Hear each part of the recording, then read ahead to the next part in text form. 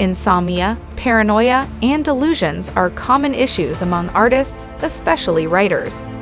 When the real world stops making sense, they trap themselves in an imaginary world of their dreams. For most people, this imagination is termed dreams, but for a writer, it becomes his work of art. A similar case is experienced by the protagonist of the Chinese film Super Me. At some point, he gets so addicted to his imagination that he fails to discriminate between reality and dreams. Super Me is a 2019 drama thriller film released in 2021 by Netflix. The film is directed by Zhang Chong and is streaming on Netflix.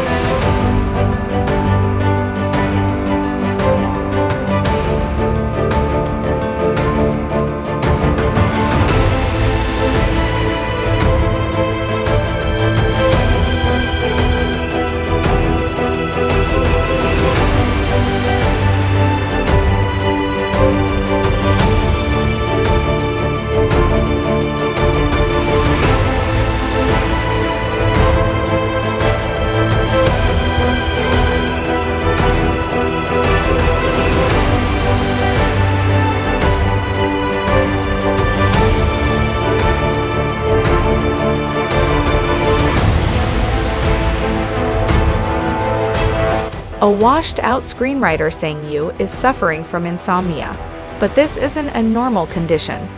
Whenever he closes his eyes, a spirit demon chases him down and kills him.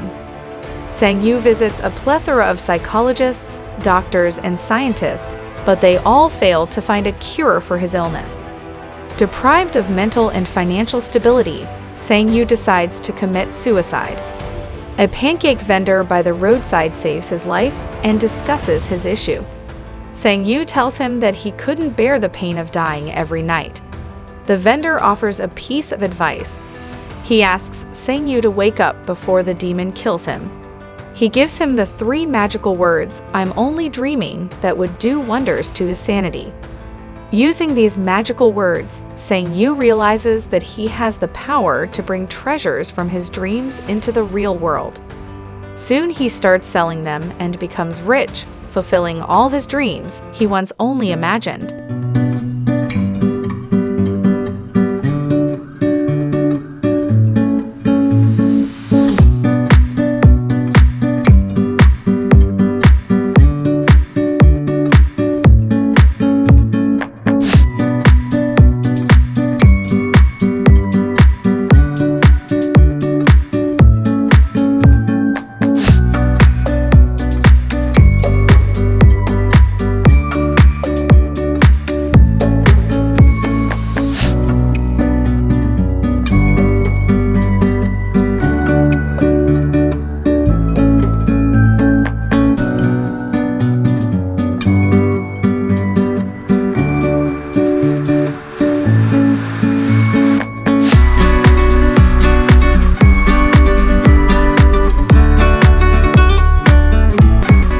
The philosophy of yin and yang plays an important part in the film. It is a dualism concept, according to which everything in the world has a bright and dark side. The proportion creates a balance in the universe, and when the scales are disturbed, the world faces wrath. The concept is very similar to karma, Indian mythology, according to which a man is accountable for his deeds. Everything for which he had labored will arrive at him in this life or another. The philosophy is not only applicable to good deeds, but to bad ones as well. In Sang Yu's case, he cracked a medium to get easy money through the medium of dreams. After a point, he became greedy. He took away much more he needed, which created an imbalance in his yin and yang. All those scars that he attained in his dreams appeared on his body in reality. A sign of karma and the universe's way of telling, you pray for rain, you gotta deal with the mud too.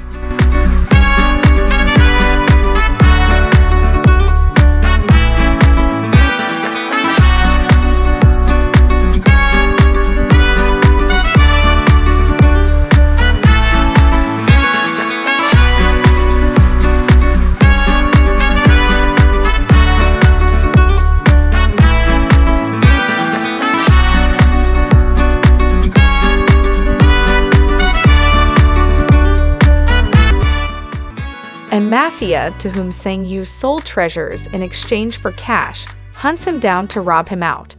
When Sang Yu refuses to pay him, he kills his friend and harms his girlfriend, Huler. A wounded Sang Yu couldn't open his eyes and enter the world of dreams.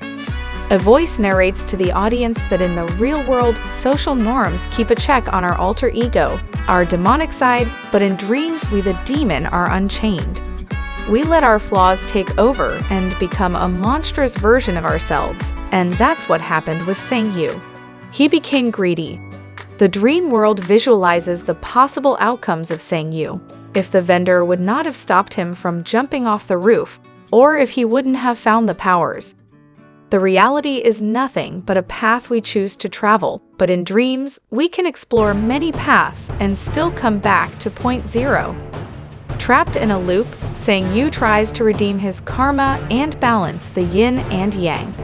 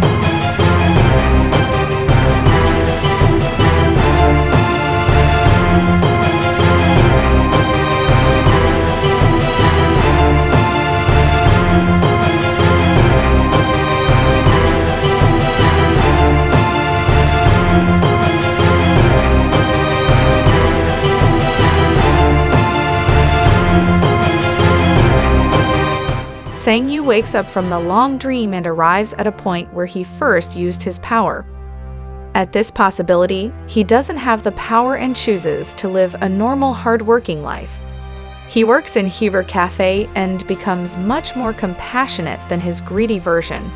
However, at the end of this path, the pancake vendor returns him a bag of money that he discreetly hid in his shop as a gesture of gratitude in a different timeline. The demonic world appears again, symbolizing the Sang Yu is still trapped in a dream.